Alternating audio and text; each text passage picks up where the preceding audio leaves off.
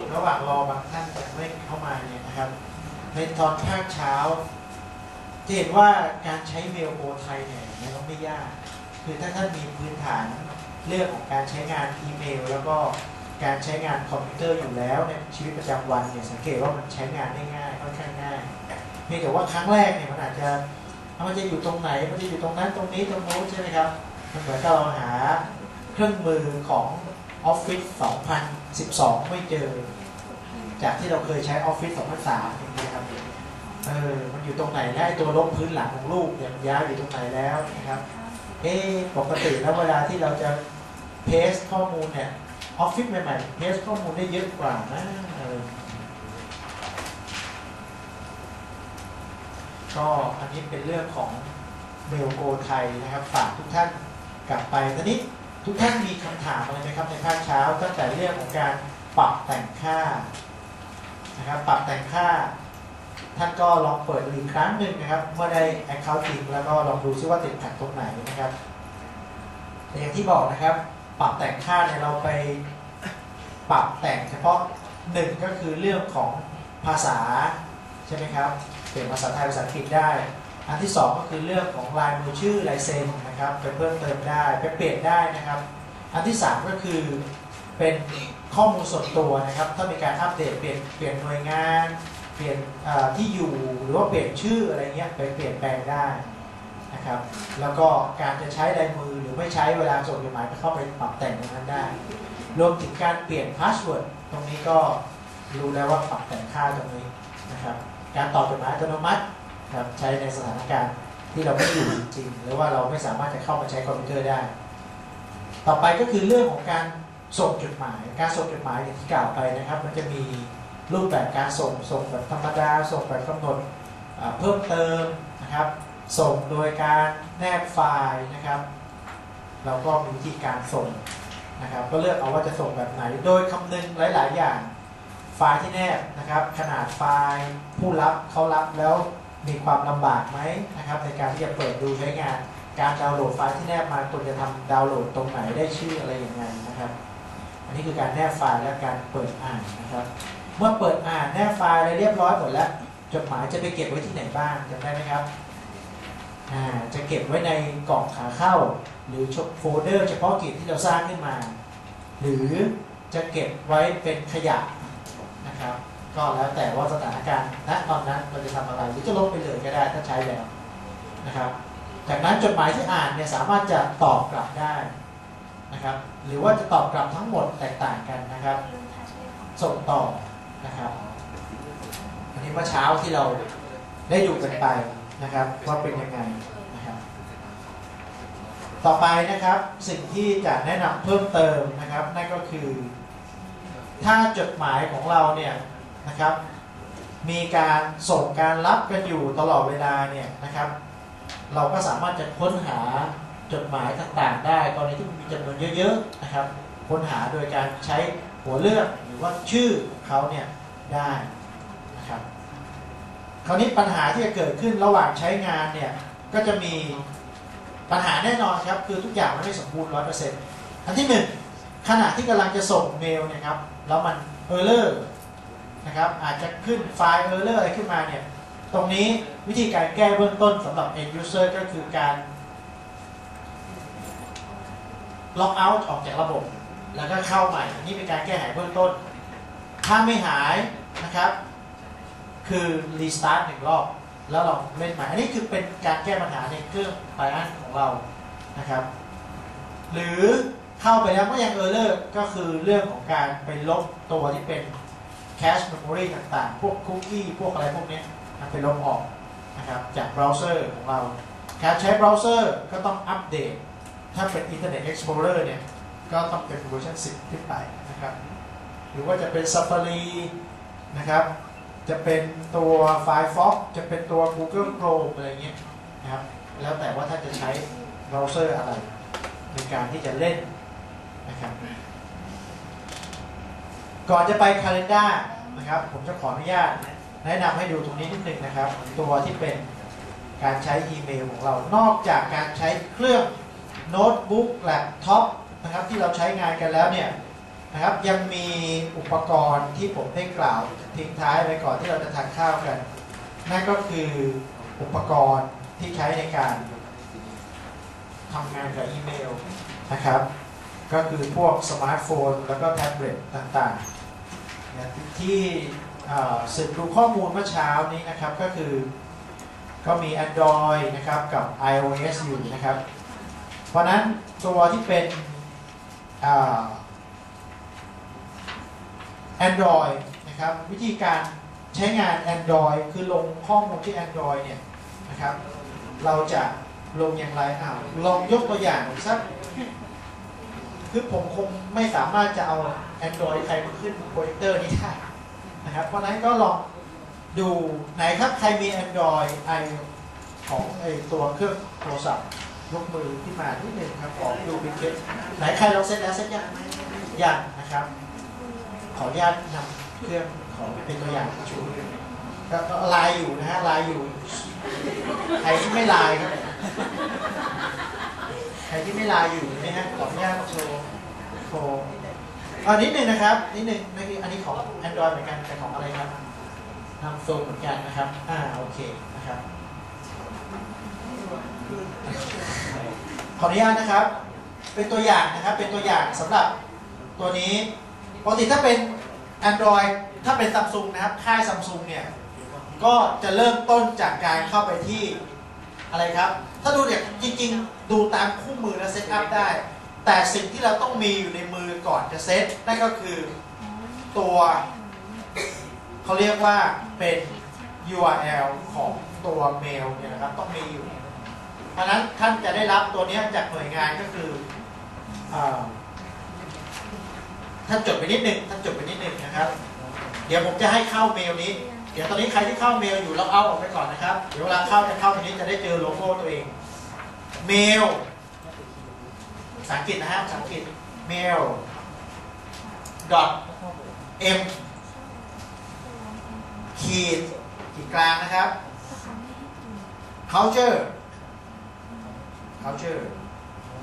go.th ถูกไหมฮะน่าจะถูกท่านลองใช้ URL เนี้ยเข้าไปที่เบราว์เซอร์เปิดเบราว์เซอร์มาล็อกเอาท์ออกจากนี่ก่อนครับล็อกเอาท์ออกจากเมลตัวเก่าก่อนครับล็อกเอาท์ก่อนล็อกเอาท์ครับไม่ใช่ปิดล็อกเอาท์ครับล็อกเอาท์โอเคแล้วงั้นลองดูใหม่ครับแล้วลองเข้าใน URL นี้ครับถ้าเข้าถูกต้องแล้วมันจะขึ้นมาเป็นโลโก้ของกระทรวงวัฒนธรรมขึ้นมาตระหง่านทีเดียวนะครับ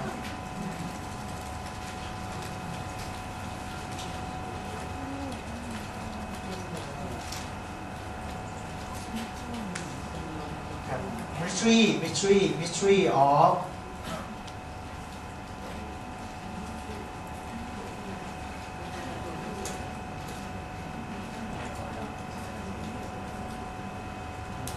แล้วท่านลองล็อกอินเข้าไปด้วย username password ที่ให้ไว้เมื่อเช้านี้ครับข้างนอกสุดตอนล็อกอินเนี่ยก็จะมีโลโก้ใหญ่มากพอเข้าไปก็จะเจอโลโก้เล็กๆอยู่ตรงมุมซ้าย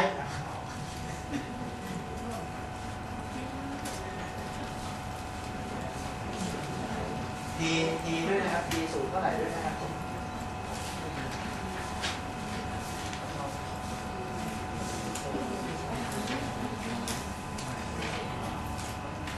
แสดงว่าเขาไม่ได้เปลี่ยนโลโก้ให้ถ้าเกิดถ้าเปลี่ยนเป็นโฟไทยเป็นโลโก้เราก็ได้เดี๋ยวเขาจะมีการปรับแต่งเพิ่มเติมนะครับอันนี้เป็นของเมล ABC ก่อนเข้ามาจริงๆตรงเขาเมลโปรไทยตรงนั้นเนี่ยก็จะเป็นโลโก้ของท่านด้วยก็ได้นะครับก็เดี๋ยวทางแอดมินเขามีการปรับแต่งแก้ไขให้ภายหลังในส่วนกราฟิกนะครับก็จะเป็นวัฒนธรรมองค์กรของท่านได้ล็อกอินเข้าไปเลยครับล็อกอินเข้าไปเลยเข้าระบบไปเลยครับโอเคนะครับเพราะฉะนั้นเดี๋ยวต่อไปนะครับหลังจากการอบรมในวันนี้แล้วนะครับเมื่อมีการประกาศใช้งานทางแอดมินแจ้งนะครับว่ารายชื่อต่อไปนี้ใช้อีเมลนี้ท่านก็เข้า URL นี้เลยครับแล้วท่านก็ล็อกอินด้วยสิ่งที่แอดมินเขาให้ไปก็จะเป็นชื่อท่านนามสกุล@mculture.go.th อย่างเงี้ยครับ แล้วท่านจะได้เมลนี้ไปใช้แล้วพาสเวิร์ดก็คือเขาจะให้มาก่อนอาจจะเป็น1 2 4 5ท่านก็เข้าไปเปลี่ยนพาสเวิร์ดของท่านเองได้ใช่ไหมครับว่าเปลี่ยนยังไงแล้วท่านก็เริ่มต้นใช้งานได้ปกตินะครับ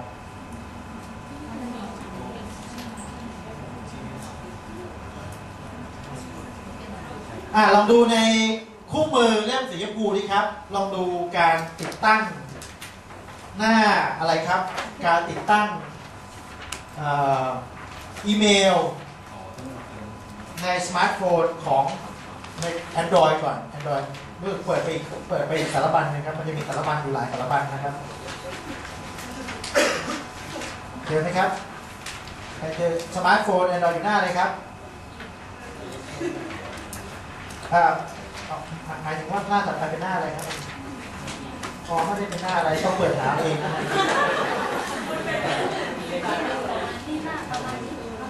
อยู่เครื่องนะฮะเครื่องนี้คือใหญ่หรือว่ากลางแต่เวลาทาสเลตด้วยนะครับอาเซียนและ ADC ครับเจอไหมครับเราเปิดนะครับ Android ก่อนถ้ามาเปิดดูนะครับAndroid ท่านจะเจอ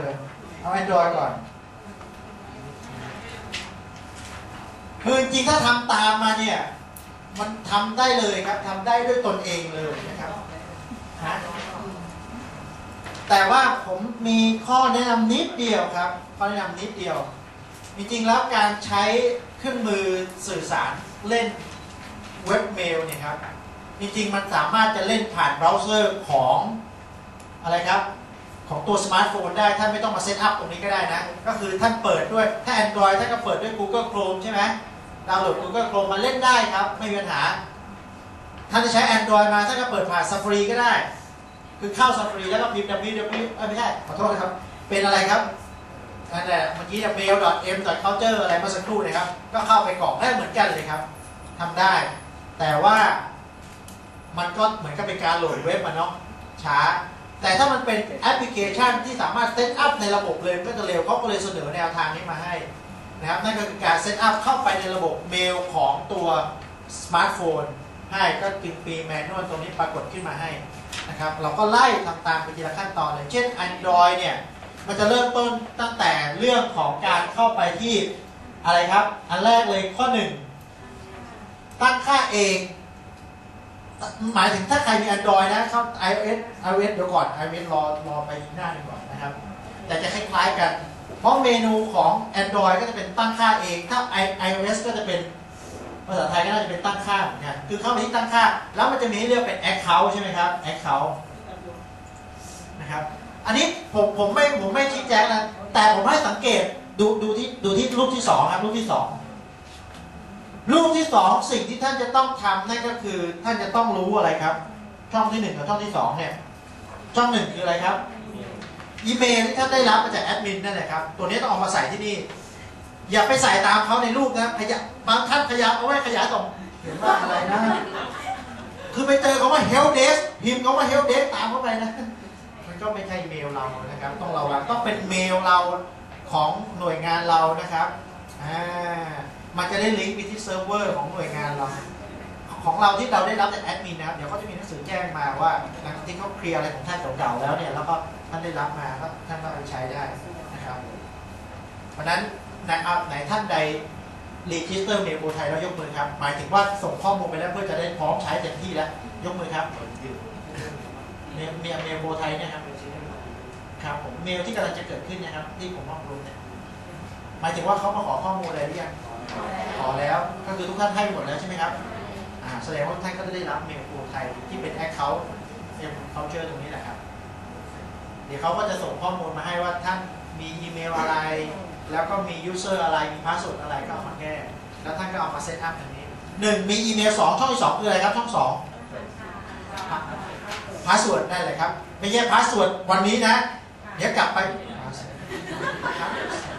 ไม่ใช่นะครับพาสเวิร์ดหมายถึงที่เขาส่งมาให้ท่านนะครับนะครับอันนี้ที่ต้องตระหนักเอาไว้ส่วนเมนูท่านเข้าให้ถูกตามโทรศัพท์ท่านกันแล้วกันนะครับส่วนต่อมานี่ตรงนี้สำคัญไอ้รูปที่3เห็นไหมครับความแตกต่างของ มันจะมีอะไรมีป๊อป3ถ้าใครเคยเซตพวกเอาลุกอะไรเมื่อก่อนเนี่ยให้อีเมลฮอตเมลวิ่งมาที่เอาลุกอะไรเงี้ยมันดูดมาเลยใช่ไหมครับมันดูดมาเลยปุ๊บมาเลยนะฮอตเมลหายหมดเลยป๊อป3อย่าไปเลือกนะครับเพราะว่าเดี๋ยวในเครื่องคอมพิวเตอร์ท่านนะครับเมลหายหมดไปอยู่ในโทรศัพท์หมดนะฮะเขาจึงแนะนำให้เลือกเป็น iMap ก็คือเป็นแมปอยู่2ที่ใช่ไหมมันแมปไรอ่ะคำศัพท์เดียวกันทำได้ทีนะครับก็เลือกนะ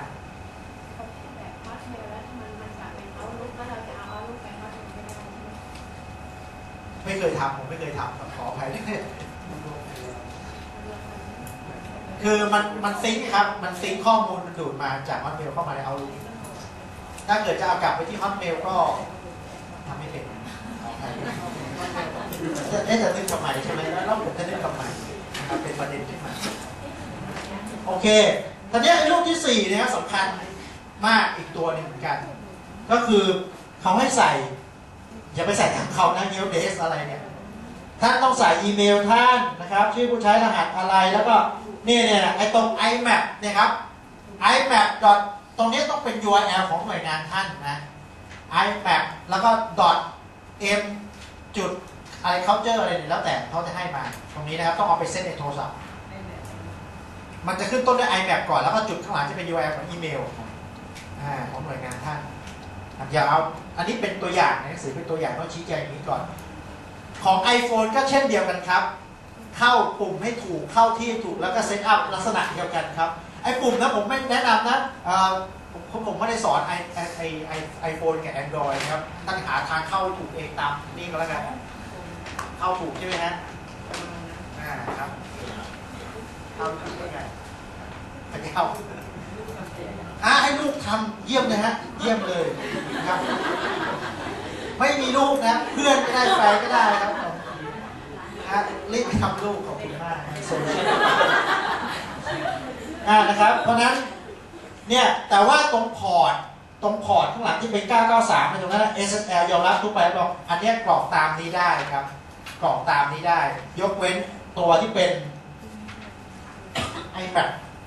กับตัว username password อันนั้นต้องเป็นของเราแต่ตรง SSL ตรง security certificate ตรงนี้เนี่ยเราเอาตามเขาเลือกมันจะมีตัวเลือกข้างในเลือกตามเขาเลยนะครับแล้วการคือถ้าเลือกมันจะขึ้นอัตโนมัติมันจะขึ้นมาให้เลือกตรงนี้นะครับแล้วก็เลือกไปดูตามนี้ได้เลยตามกลุ่มนะครับแล้วก็ถัดไปนะมันก็จะไปเรื่อยๆทีละหน้าดูอันถัดไป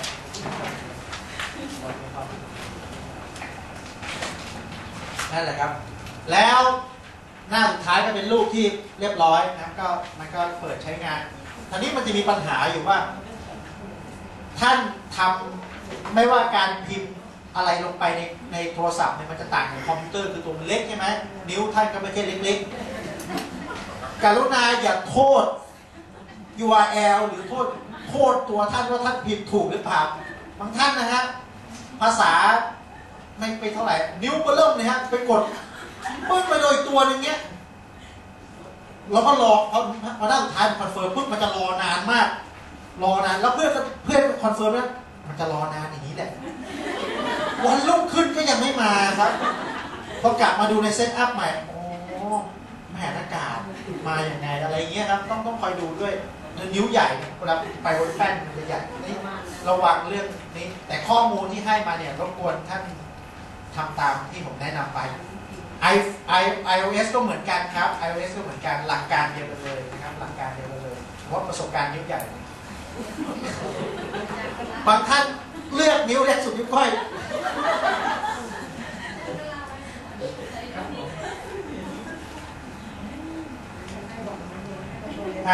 ลองดูตัวที่เป็นสมาร์ทโฟนที่เป็นของ iPhone นะครับใครมี iPhone ลองดูสิครับสมาร์ทโฟนที่เป็น iPhone เนี่ยมันจะต่างกันเห็นไหมอันนี้มันจะมี account add account เห็นไหมถ้าเป็น iPhone เห็นไหมหน้าตาจะเป็นอย่างนี้นะครับ iPhone นะครับก็จะเป็น add account iPhone จะดีหน่อยใช่ไหมมันจะ add ได้หลาย account ใช่ไหมจะเปิดใช้ของ Hotmail ก็ได้จะเปิดใช้ของนี่ก็มันเปิดใช้ได้หลาย account ใช่ไหม iPhone Android ก็ครับสาวกเจอโดนก็ได้ครับได้เหมือนกันเลยครับเพราะว่าเขาทำมาแข่งกันนะครับ ครับก็ลองดูนะครับลองดูตามนี้ถ้าไม่ได้ตรงไหนก็คือลองมาแล้วเขาลองกันมาทั่วทั้งราชอาณาจักรที่ใช้เมลโกไทยในเซตอัพในนี้มันได้ครับคู่มือนี้ที่ทำออกมาเป็นไงเขาไม่ขึ้นอินเทอร์เน็ตแน่ๆทำตามนี้แต่ว่าข้อมูลที่ผมบอกต้องเป็นข้อมูลของท่านที่ได้รับจากหน่วยงานท่านนะโอเคไหมครับส่วนเรื่อง security ต่างกันไหมของ iPhone SSL เรายังมีอยู่ไหมยอมรับทุกใบประกาศยังมีอยู่ไหมมีอยู่เหมือนกันใช่ไหมครับมีไหมของ iOS มีไหมไปเรื่อยๆ iPhone จะก่อเยอะกว่าไหมเยอะกว่านะครับนะครับ iPhone ก่อเยอะกว่า Android ง่ายกว่าคือพวกเกาหลีอะฮะเกาหลีอเมริกา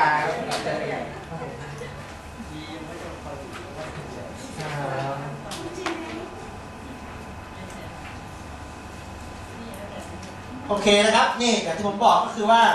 ถ้าท่านเซตอัพเนี่ยนะครับท่านก็ติดตั้งลงไปที่นี่แล้วเวลาท่านใช้งานคือถ้าเกิดท่านใดที่ยังไม่ได้ติดตั้งระบบนี้ท่านก็ใช้ได้นะใช้สมาร์ทโฟนได้คือเล่นผ่านเบราว์เซอร์ได้แต่ปัญหาหนึ่งที่ผมเจอคือถ้าใน iPhone แต่ไม่รู้ตรงนี้มันหายไปหรือยังคือเมื่อก่อนนี้เนี่ยถ้าใช้ Safari นะไม่ได้ดาวน์โหลดพวกโครมพวกอะไรมานะมันจะเลื่อนสครอลบาร์ไม่ได้จะดูได้แค่เท่าที่เห็นนะมันจะไม่สามารถเลื่อนดูเมลข้างล่างได้หรือว่ามันจะเลื่อนไม่ได้ถ้าเล่นผ่านเบราว์เซอร์แต่ว่าถ้าเล่นผ่านพวกโครมพวกอะไรพวกนี้ไม่มีปัญหาเล่นได้นะครับก็มีข้อจำกัดบางอย่างนะครับแต่ตอนนี้น่าจะหายไปเพราะตัว iPhone มันต้องออกมาใหม่ๆหมดแล้วตอนนี้ iPhone 8 แล้วใช่ไหมครับ5นะครับ iPhone 8 ที่จีนเนี่ยฮะเขาออกมาแล้วนะ80ดูหนังได้ฟังเพลงได้เชื่อผมเองเนาะโอเคนะครับเพราะฉะนั้นก็เนี่ยครับติดตั้งที่ iPhone นะครับแล้วก็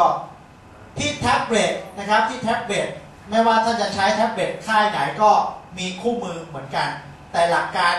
คืออะไรก็ได้แต่สิ่งที่กรอกลงไปใช่ไหมครับมันจะเป็นหลักการเดียวกันท่านเข้าเมนูให้ถูกเข้าปุ่มให้ถูกแค่นั้นเองครับมันจะมีให้กรอกอยู่2-3ค่าหนึ่งก็คือ username password แล้วก็ตัว IMAP 3 อย่างเห็นไหมครับที่ต้องกรอกที่ต้องระวังแค่นั้นแหละนะครับนอกนั้นท่านก็เข้าเมนูให้ถูกแล้วท่านก็สามารถจะใช้สมาร์ทโฟนแท็บเล็ตในการที่จะเล่นเมลได้อยู่ที่ไหนก็ตอบโต้กันได้นะครับยิ่งถ้าเป็นพวกแท็บเล็ตหรือสมาร์ทโฟนที่มันสามารถเอาแอปพลิเคชันที่เป็นสิ่งที่แก้ไขงานได้ท่านยิ่งไม่ต้องทำท่านก็ทำงานที่บ้านไปเลยนะครับทำงานที่ไหนก็ได้นะครับโอเคนะครับเพราะนั้นนี้เป็นการติดตั้งก็คงจะต้องให้ทุกท่านลองทำมีใครติดตั้งแล้วตอนนี้มีไหมยังไม่มีเพราะว่าเรายังไม่ได้ตัวนั้นใช่ไหมตัวไม่ได้ iMac เลยไม่ได้อย่าเพิ่งไปใช้ Helpdesk นะไม่เด็ดนะครับโอเคทีนี้มาดูเรื่อง Calendar ทุกท่านเข้าอีเมลยังครับเข้าหมดยังเข้าไปหมดแล้วนะครับเข้าไปหมดแล้วเมลก็มีเท่านี้ครับเมลก็มีเท่านี้ถามจริงๆครับท่านใดคิดว่าใช้ยากยกมือครับเอาไม่ต้องเอาใจผมนะคือมันยากจริงๆคุณฟังผมพูดมาตั้งแต่เช้าพี่ว่าฮอตเมลง่ายกว่าฮะอันนี้โอเคกว่าไหมโอเคกว่านะครับเพราะนั้นเป็นนิมิตหมายอันดีแล้วล่ะครับเป็นนิมิตหมายอันดีแล้วนะครับฝากทุกท่านต่อยอดนะครับเรียนต่อไปด้วยว่ากับเพื่อนที่อยู่ในงานอื่นก็แล้วแต่นะครับหรือหน่วยงานในประเทศในกรมในกองอื่นเนี่ยว่าลองใช้เมลตัวนี้แล้วรู้สึกว่ามันใช้ได้อันนี้ไม่ใช่เป็นการโฆษณาสำคัญเพราะไม่ใช่เป็นการขายของแล้วผมก็ไม่ได้ไม่เด็ดคือผมทำเซอร์วิสนี้ขึ้นมาก็อยากให้คนภาครัฐหน่วยงานราชการได้ใช้เพราะอะไรรู้ไหมครับหน่วยงานท่านจะประหยัดงบประมาณไปครับคนดูแลก็ไม่ต้องจ้างสรอเป็นคนรับผิดชอบทั้งหมดเลยครับ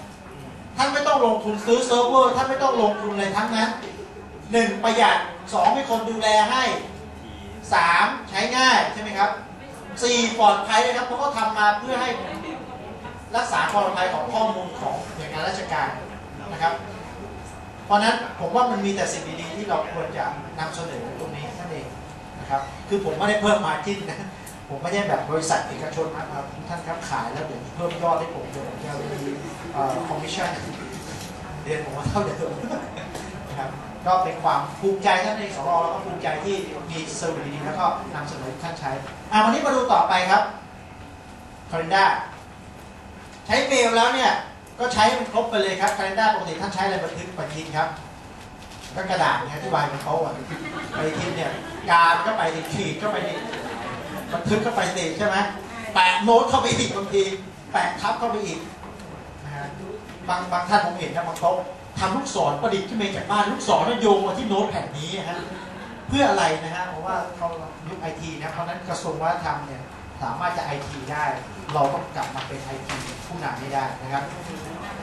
Calendar ในนี้ค่อนข้างจะสะดวกสบายในการใช้งานท่านไปที่มุมทางขวาจะมีคำว่าแอปพลิเคชันอยู่เห็นไหมครับแอปพลิเคชันท่านคลิกไปที่แอปพลิเคชันจะมีตกลงมาอยู่3ตัวใช่ไหมครับมีอะไรบ้างครับอีเมลก็ชัดเป็นไปแล้วต่อไปก็คือปฏิทินแล้วก็แชร์ไฟล์นะแชร์ไฟล์ที่แกล้งผมไม่อยากผมพูดรู้จริงหรือเปล่าดูที่ปฏิทินครับท่านลองคลิกไปที่ปฏิทินครับปฏิทินผมไม่โชว์ให้ดูนะผมไม่โชว์ให้ดูท่านดูที่หน้าจอท่านก็ทำของท่านเลยนะครับสังเกตว่าคลิกเข้ามาที่ปฏิทินเนี่ยเอาลุกเนี่ยถ้าท่านใช้อยู่เนี่ยเอาลุกมันก็มีเอาลุกเนี่ยเก่งเลยเพราะมันเป็นโปรแกรม Organize ถูกไหมครับเอาลุกเนี่ยถ้าท่านเคยใช้เอาลุกมาเนี่ยเอาลุกมันปฏิทินเนี่ยซิงก์กับเมลบ้างซิงก์กับ Job Task บ้างซิงก์กับ Contact ซิงก์เขาทำมาเพื่อโซลูชันนั้นนะครับแต่ตัวที่เป็นของเราเนี่ยนะครับเราก็สามารถที่จะซิงก์ได้ทำอะไรได้เช่นเดียวกันนะครับแต่หลักๆแล้วก็คือเราเอาไว้สำหรับสร้างบันทึกนัดหมายนะครับหลักๆเลยเริ่มต้นจากผมจะแนะนำถ้าเกิดเราจะบันทึกว่าเราจะทำอะไรวันไหนเนี่ยเราก็ง่ายๆสมมติวันนี้ก็แล้วกันพรุ่งนี้24สังเกตวันนี้มันก็จะแตกต่างจากวันอื่นใช่ไหมครับมันจะมีไฮไลท์อยู่ใช่ไหมสีฟ้าน้ำทะเลใช่ไหมไฮไลท์อยู่ก็คือวันที่23ลองไปชี้เมาส์ไปชี้ที่วันที่24แล้วดับเบิลคลิกครับเห็นไหมครับเหมือนเอาลุกไหมแล้วให้ดับเบิลคลิกขึ้นมามันก็มีอะไรให้ใส่ครับมีให้ใส่มีข้อมูลให้ใส่ว่าอันนี้ผมไม่ต้องแนะนำเนาะผมว่าท่านอ่านจากเมนูนี้ท่านก็ทำเองได้เลยว่าท่านจะทำอะไรพรุ่งนี้เมื่อไหร่ที่ไหนนะครับลองบันทึกอันนี้ครับลองทำดูครับคำว่ารายละเอียดตรงนี้ไม่ต้องไปก๊อปปี้โครงการมานะครับที่มี3เพจไม่ต้องนะครับเอาแค่ท่านจะทำอะไรคำว่ารายละเอียดหมายถึงว่าเช่นประชุมนัดหมายกับท่านปลัดอะไรอย่างเงี้ยนะครับก็แค่ลงรายละเอียดแค่นั้นนะครับ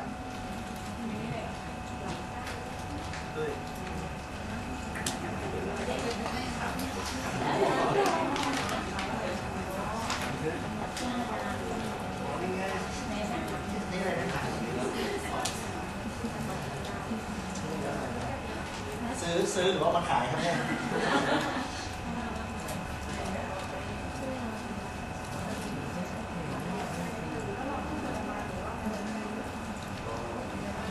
ก็กำหนดช่วงเวลานะครับเริ่มต้นเมื่อไหร่ถึงเมื่อไหร่นะครับเริ่มต้นเมื่อไหร่ถึงเมื่อไหร่บันทึกนะครับบันทึกไปนะครับ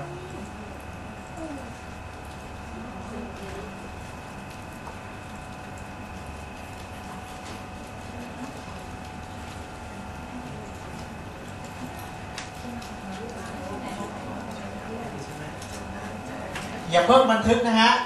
ใครประกลุ่มบันทึกไปแล้วมีไหมถ้าบันทึกดับเบิลคลิกเข้าไปใหม่ดับเบิลคลิกเข้าไปใหม่ดับเบิลคลิกตัวที่บันทึกเมื่อไหร่ลองแสดงไปครับ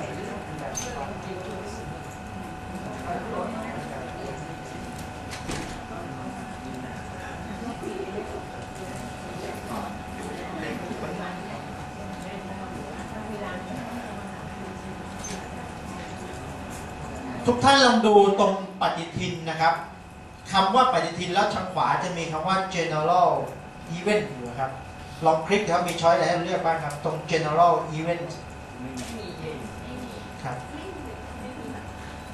อะไรนะครับ เดี๋ยวนะฮะลองออกจากระบบแล้วเข้าใหม่อันนี้ไม่ต้องครับหมายถึงท่านเดียวนะฮะคนอื่นไม่ต้องนะฮะท่านนี้ท่านเดียวนะลองทำลองบันทึกดูนะครับเสร็จแล้วก็คือผมให้ดูว่ามันไม่มีอะไรครับไม่ต้องสงสัยแล้วมันไม่มีอะไรก็จะไม่มีอะไรเช่นกันนะครับเดี๋ยวจะสงสัยว่ามันคืออะไรนะครับบันทึกเลยครับพอเสร็จแล้วก็บันทึกพอหลังจากดู general date แล้วก็บันทึกเลยครับ general event แล้วก็บันทึกเลย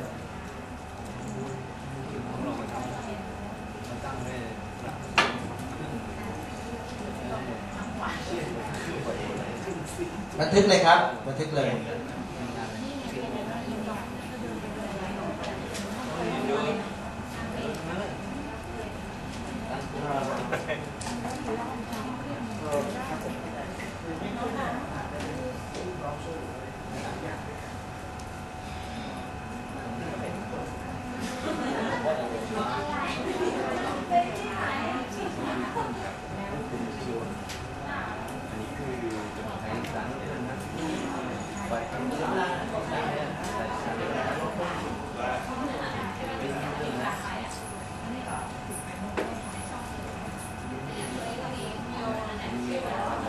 แล้วปฏิทินเนี่ยครับท่านดูข้างบนเนี่ยมันจะมีให้เลือกดูเป็นแบบ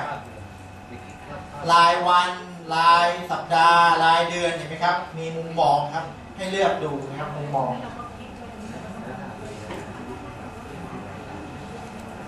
ให้เลือกดูว่าท่านจะดูแบบไหนนะครับเห็นไหมครับแบบวันนะครับแบบวันนี้ก็จะกำหนดช่วงเวลาเลยครับถ้าลองไปเลือกวันอื่นดูแล้วก็ลองไปแสดงแบบวันเนี่ยสมมติยกตัวอย่างเช่นตั้งแต่7:30 ถึง9:30ท่านลากอย่างนี้นะครับปึ๊บแดรกมาเลยครับ9:30อย่างนี้ครับปึ๊บแล้วท่านใส่อะไรไปปึ๊บสมมตินะครับแล้วก็บันทึกไปนะครับท่านสามารถที่จะขยายได้เหมือนเอาลุกนะครับเนี่ยเพิ่มได้ลดได้เปลี่ยนเวลาใช้การแดรกอะไรครับแล้วทางซ้ายก็จะมีเมนูรายละเอียดให้ดูนะครับ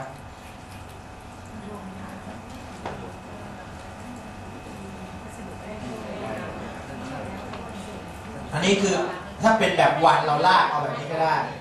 เราก็คลิกเข้าไปพิมพ์ตรงนี้ได้เลยครับ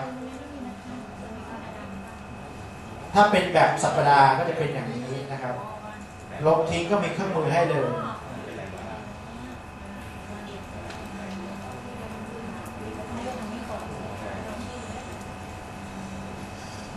ถ้าไปคลิกช่องใหม่มันขึ้นใหม่ช่องเดิมก็สั่งเวลาครับ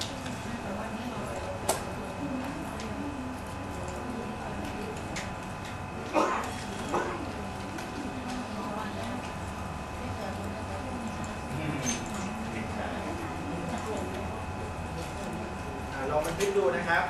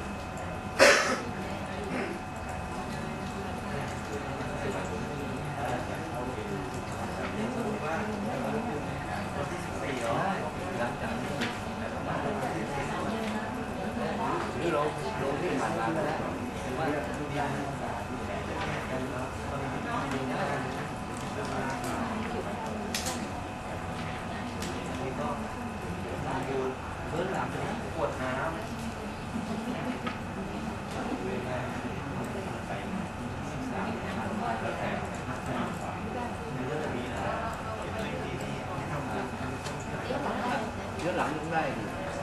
หรือว่าเหตุการณ์ที่ผ่านมาแล้วเราได้ถ่ายได้ไหมไม่ได้ย้อนหลังมาเรา มีบันทึกแล้วบางคนว่าเราไปทำงาน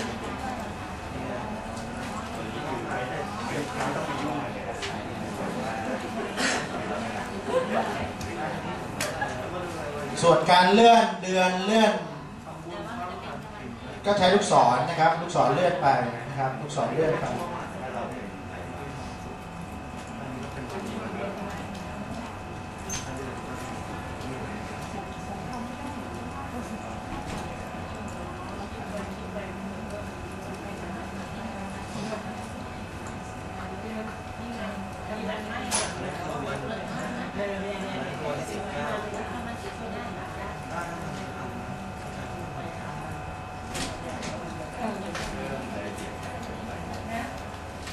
เอาละครับผมว่าไม่ยากทีนี้ทุกท่านดูตรงนี้นิดนึงครับตรงด้านบนท่านกลับไปเป็นมุมมองแบบเดือนนะครับแล้วท่านดูข้างบนนิดนึงตรงข้างๆเขาว่ามีอะไรใหม่นะครับมีคำว่าตั้งค่าระบบครับท่านคลิกไปที่ตั้งค่าระบบแล้วท่านก็สามารถจะเลือกได้ว่าค่าเริ่มต้นเนี่ยให้เป็นแบบมุมมองแบบไหนนะครับวันเริ่มต้นสัปดาห์ท่านจะเป็นอาทิตย์หรือเป็นวันจันทร์ความถี่นาทีเวลาที่เรียกเป็นวันท่านจะเลือกเป็นเท่าไหร่นะครับจำนวนเริ่มต้นชั่วโมงอะไรที่สุดเท่าไหร่อะไรเงี้ยนะครับสามารถจะตั้งตรงนี้ได้นะครับ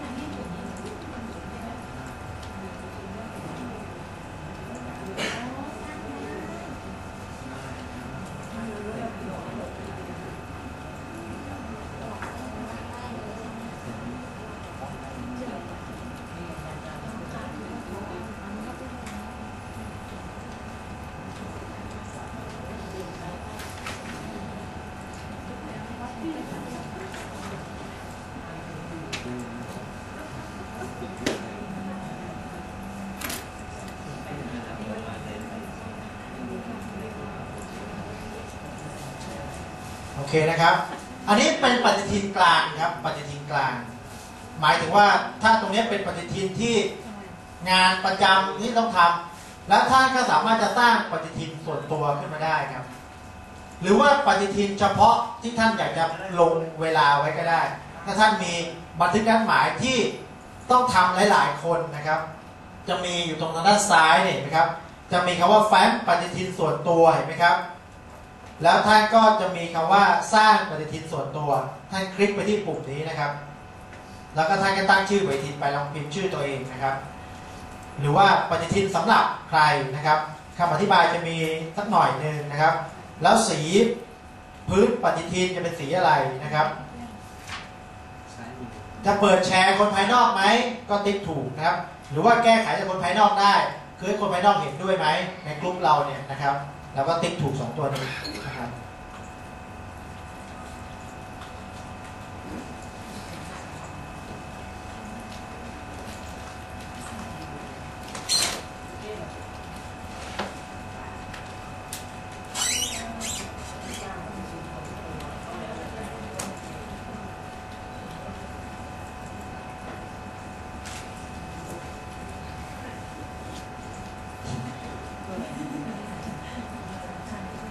ลองกรอกดูถ้าใครกรอก A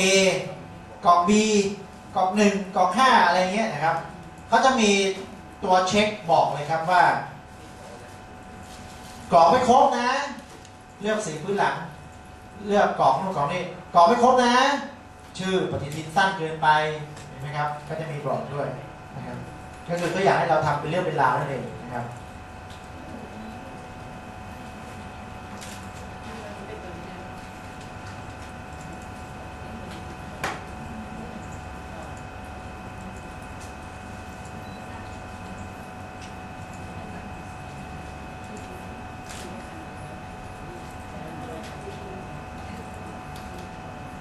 เนี่ยครับ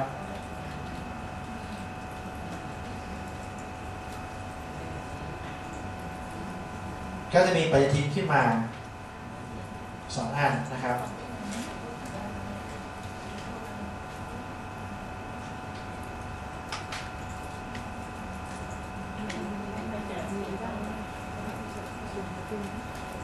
ลองสร้างดูครับลองสร้างให้ปรากฏตัวนี้ครับสร้างสัก2 อันสร้างสัก2 อันสร้างขึ้นมา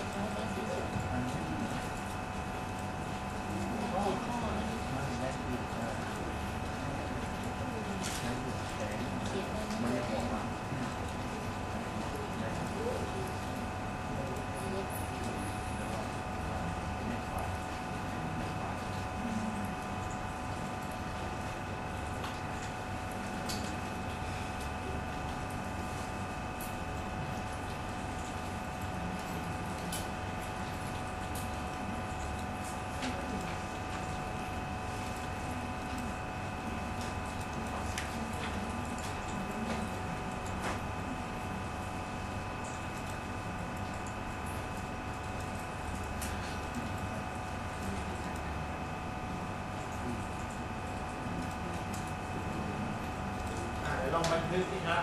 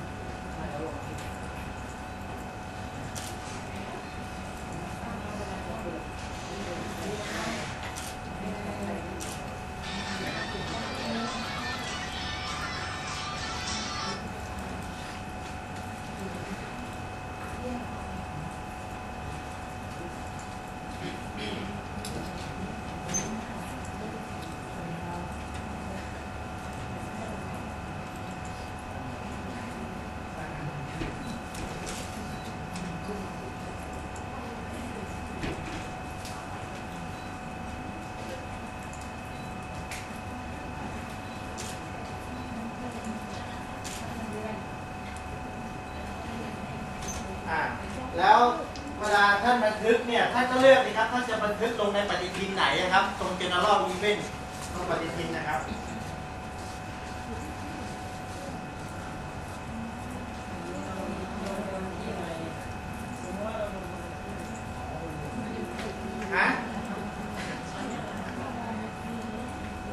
ท่านเจอยังครับไอ้ปุ่มที่ผมบอกว่าท่านลองคลิกดูจำได้ไหมเมื่อครั้งแรกเห็นไหมครับหลายท่านพยายามจะมาเลือกตรงนี้ฮะมาสิแล้วก็จะบันทึกอยู่นั่นแหละนะครับหมายถึงว่ามันใช้หน้าจอเดียวกันนั่นแหละครับแต่ตอนบันทึกเนี่ยตรงนี้ครับ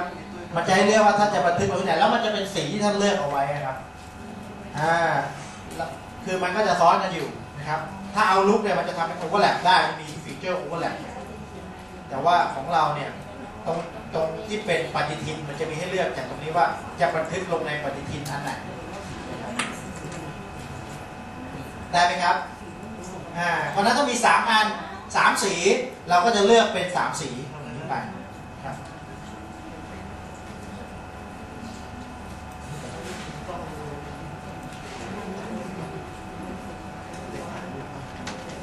มาไหมครับ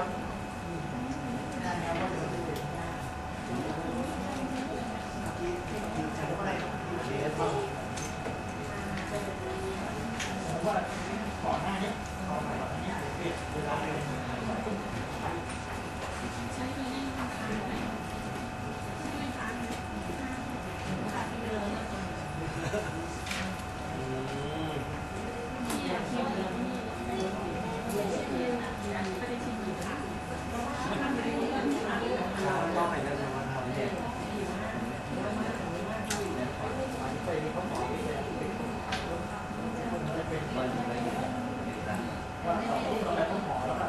คือหมายถึงว่ามันเป็นซอสอาหารที่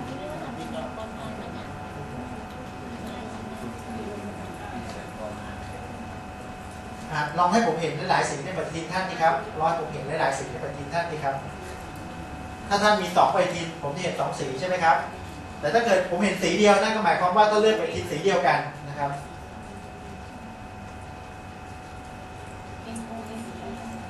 อันนี้ยังไงเอ่ยอันนี้สีดำเป็นทั้งจอเลยนะนี่ที่บ้านผมเรียกดำ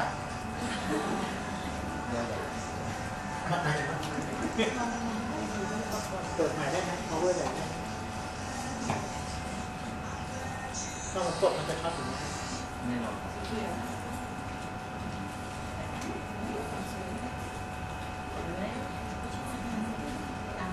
โอเค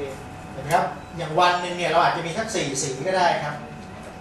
เช้าทำอะไรบ่ายทำอะไรเย็นทำอะไรใช่ไหมครับเนี่ยอันนี้ยังไม่ได้เพิ่มปฏิทินนะเพิ่มมายังสร้างปฏิทินส่วนตัวได้ครับคิดเลยครับปึ๊บแล้วก็ใส่ว่าปฏิทินทำอะไร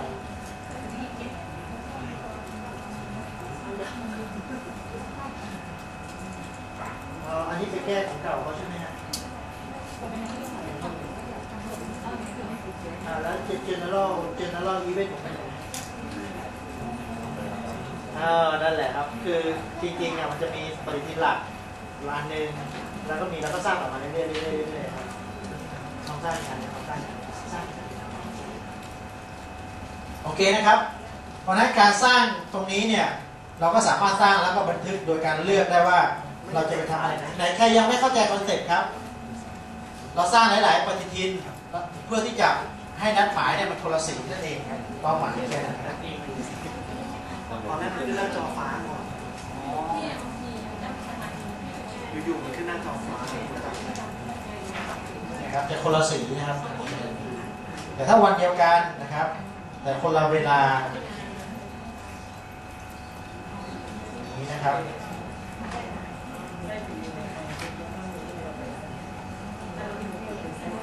ไม่เลือกสีเปลี่ยนสีได้นะครับเอาสีที่มันแตกต่างหน่อยนะครับ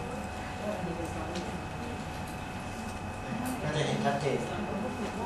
นี่ก็อันหนึ่งนี่ก็อันหนึ่ง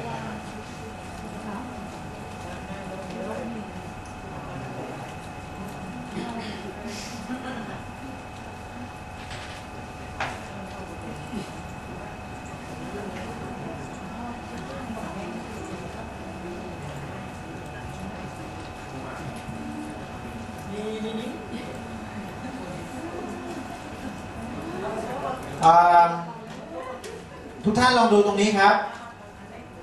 ถ้าเกิดท่านเปิดใช้งานไว้เนี่ยเวลาท่านจะดูปฏิทินในกลุ่มคนอื่นนะครับท่านลองดูข้างล่างสุดครับที่เขียนว่าหน่วยงานเห็นไหมครับปฏิทินสาธารณะเนี่ยถ้าท่านเปิดใช้อยู่เนี่ยท่านคลิกที่หน่วยงานเนี่ยแล้วท่านก็เลือกครับท่านจะดูปฏิทินนะครับอย่างเช่นดูของ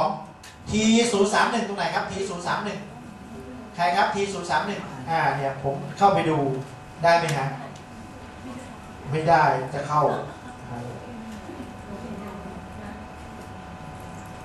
นี่ครับผมก็จะเห็นของเขาเห็นไหมครับไปถอนฟันไปถอนอะไรอย่างเงี้ยนะจะเห็นของเขาแต่หมายถึงว่ามันจะเอาเข้ามาที่เรานะเห็นไหมครับของเราก็ยังอยู่หรือเปล่าของเราก็ยังอยู่ไปทีของเรายังอยู่เหมือนเดิมนั่นแหละครับเพียงแต่ว่าตัวที่เป็นของเขาเนี่ยเราก็จะเห็นด้วยเป็นสาธารณะนะครับแบบนี้โอเคครับลองทำดูนะครับไปเลือกคือตรงเนี้ยเหมาะสำหรับท่านทำอะไรกับใครไม่เกิน 1-2 คนนะ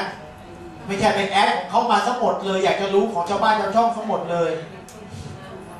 แต่ถ้าเกิดของเราไม่เปิดสาธารณะตรงนี้เขาก็จะอิมพอร์ตมาไม่ได้นะไอ้ตรงติ๊กถูก2 อันนะครับครับเขาจะเห็นเป็นสาธารณะอย่างเงี้ยครับจะกลายเป็นสาธารณะไปก็คนอื่นก็ได้รู้ว่าเรามีนัดหมายอะไรด้วยนะครับไปถอนฟันใช่ไหมล่ะหรือว่า T025 ไหนครับ T025 นะครับ T025 ปั๊บนะครับเข้ามา T025 เชิญประชุม9 โมงที่ 24ป่ะครับใช่ป่ะมีไหม24มีเชิญประชุมไหมครับเนี่ยมีนี่ฮะทำไว้เองผมคงไม่มาทำตรงนี้ เนี่ยฮะช่วยผมหน่อยมีค่ะเลยถึงแม้จะไม่ได้ทำไว้ก่อนโอเคนะครับ ก็ปฏิทินเนี่ยนะครับเราสามารถที่จะบันทึกนัดหมายได้นะครับ สามารถที่จะเพิ่มปฏิทินส่วนตัวได้เอาที่เป็นสถานะมาใส่ได้คราวนี้นอกระบบตัวนี้นอกระบบหมายความว่าเราจะทำอะไรกับปฏิทินนี้ไปข้างนอกเดี๋ยวลองคลิกนะครับลองคลิกตรงนอกระบบตรงนี้นอกระบบ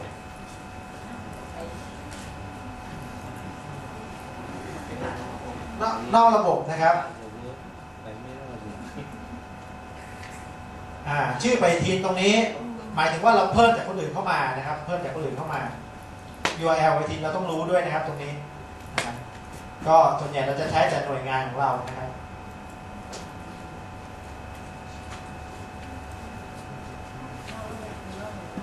ใช่ครับต้องหน่วยงานไม่ได้อยู่ในกลุ่มของเรา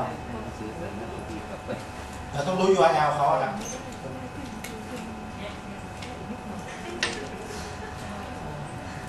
ไม่ใช่หมายถึงว่าสมมติว่ากลมใกล้เคียงกับเราเขาอยากรู้ appointment ของ director ด้วยกันอะไรเงี้ยครับ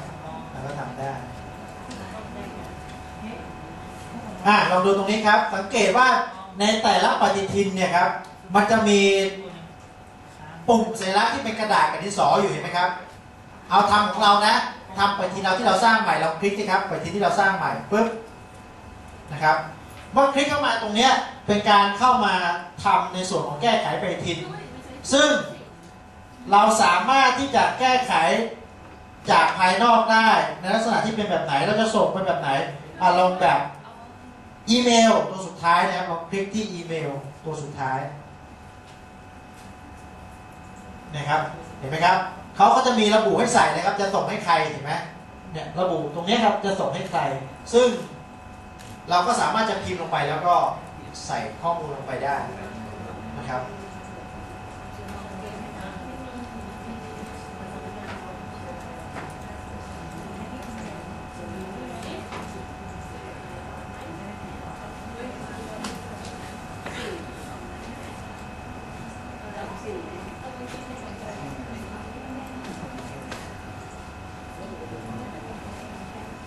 แต่เวลาที่เราได้ข้อมูลเมลเนี่ยมันจะไม่ได้เป็นรูปปฏิทินนะครับมันจะเป็นเด็กๆอย่างนี้ลองส่งหาตัวเองนะครับแล้วลองไปรับดูแล้วลองกดดูนะมันก็จะเป็นเหตุการณ์ใหม่ทำอะไรวันไหนเมื่อไหร่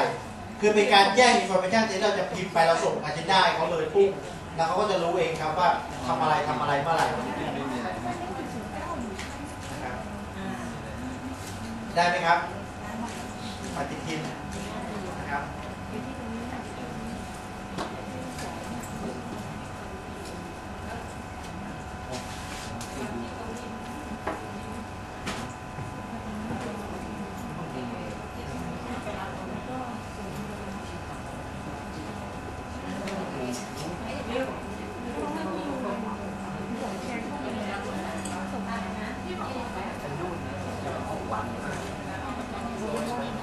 นะครับ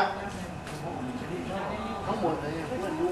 เที่ยงเลยต่อไปครับอีกนิดนึงปฏิทินน่าจะโอเคไหมครับโอเคเนาะมีประโยชน์นะมีประโยชน์นะครับก็สิ่งนี้ก็เป็นอีกสิ่งหนึ่งที่ช่วยให้เราในการบริหารจัดการเรื่องของการนัดหมายแล้วก็เชื่อมโยงกับอีเมลได้นะครับตัวสุดท้ายครับตัวสุดท้ายที่จะแนะนำอยู่ในฟีเจอร์ของเมลตรงนี้นั่นก็คือโดยปกติแล้วเวลาท่านจะส่งไฟล์ให้เพื่อนเนี่ยไฟล์ใหญ่ๆใช่ไหมครับถ้าส่งผ่านเมลเนี่ยลำบากใช่ไหมครับอาจจะให้เขาไปดาวน์โหลดคือถ้าเรามีลิงก์หรือว่า URL เช่นอาจจะเป็นอะไร download.com หรือว่าไฟล์อะไรนะไฟล์ sharing หรือว่าอะไรนะที่เขาไปดาวน์โหลดกันบ่อยๆครับโฟแชร์อะไรพวกนี้ก็ได้ครับแต่ตอนนั้นพวกมี account มีอะไรหลายอย่างใช่ไหมครับแต่ในนี้ถ้าเราใช้เมลโกไทยเนี่ยเราสามารถที่จะภายในหน่วยงานแล้วนะภายในกลุ่มเราเนี่ยเราสามารถให้เขาไปดาวน์โหลดไฟล์ที่เราต้องการไปให้ย้ายไปง่ายๆเลยเหมือน copy paste ไปง่ายๆเลยครับเพราะฉะนั้นถ้าเราคลิกที่แอปพลิเคชันใหม่ครับกลับไปที่อีเมลก่อนกลับไปที่อีเมลนะครับแล้วท่านก็คลิกแอปพลิเคชันแล้วก็เลือกไปที่ระบบแชร์ไฟล์นะครับระบบแชร์ไฟล์ด้านที่เป็นตัวที่3นะครับระบบแชร์ไฟล์ ในนี้นะครับต้องบอกว่าเขาจำลองไงโดยนี้หลังจากที่ทุกท่านเนี่ยได้อีเมลเรียบร้อยและเขาให้สิทธิ์ในการแชร์ไฟล์แต่ต้องเรียนอย่างนี้นะครับว่าการจะเอาไฟล์อะไรขึ้นไปก็แล้วแต่เนี่ยขอให้ไฟล์นั้นเป็นไฟล์ที่เป็นแอปพลิเคชันภายใน Microsoft Office หรือว่าเป็น PDF นะครับถ้าเป็นไฟล์ที่อะไรก็แล้วแต่ที่มันละเมิดอะไรต่างๆหรือมันผิดทำนองคลองธรรมเนี่ยเราก็จะไม่เอาขึ้นอยู่แล้วนะครับเพราะฉะนั้นตรงนี้ก็เวลาผมแนะนำฟีเจอร์ตัวนี้เนี่ยหนึ่งก็คือเรื่องของความปลอดภัยของข้อมูลเพราะเป็นการแชร์กัน2ก็คือเรื่องความเหมาะสมนะครับแล้วก็3ขนาดใหญ่ๆโตเกินไปนะครับ3อย่างเพราะฉะนั้นทุกท่านลองดูเมื่อเข้ามาแล้วเนี่ยทุกท่านดูที่ปุ่มแรกเลยครับปุ่มขวามือสุดทุกท่านลองคลิกดูครับคลิกดูตรงนี้เนี่ยเป็นการจำลองเฉยๆครับเป็นการจำลองแต่จริงทุกท่านจะมีหมดทุกแอคเคาท์เลยครับอันนี้คือการจำลองเดี๋ยวลองคลิกดูครับท่านก็จะเจอโฟลเดอร์ของทุกวันนี้เป็นตัวอย่างนะก็จะมีโฟลเดอร์ของแต่ละท่านเนี่ยปรากฏอยู่นะครับเป็นโครงสร้างเห็นไหมครับตรงนี้ผมให้ทางแอดมินเขาเจเนเรตมาให้เพิ่มเติมก็น่าจะมีเกือบแล้วล่ะนะเกือบแล้วดูที่ของตัวเองมีอะไรไหมอยู่ในนั้นเดี๋ยวทุกท่านเงยหน้านิดนึงเงยหน้าเนี่ยดูผมคนเดียวก่อนดูผมคนเดียวเดี๋ยวผมสาธิตให้ดูนิดเดียวสมมติว่าผมเนี่ยเบอร์หนึ่งนะฮะเบอร์หนึ่งดูนะครับผมถ้าจะรวบเนี่ยรวบอย่างนี้หมายความว่าถ้าจะดูเนี่ยดูตอนแรกเป็นอย่างนี้ใช่ไหมครับถ้าเกิดของใครเป็นอย่างผมเนี่ยถ้าจะรวบคือคลิกตัวบนสุดเนี่ยเป็น root directory เนี่ยคลิกเข้าไปปุ๊บมันก็จะรวมออกมาเป็นอย่างนี้ให้นะครับตัวไอเขาก็จะปรากฏอยู่เพราะผมเบอร์หนึ่งผมคลิกดูนะครับผมยังไม่มีข้อมูลอะไรนะครับก็จะคลิกดูก็จะมี test อยู่ข้างในนะครับก็มีไฟล์ test อยู่นะครับทุกท่านลองดูของตัวเองนะครับว่า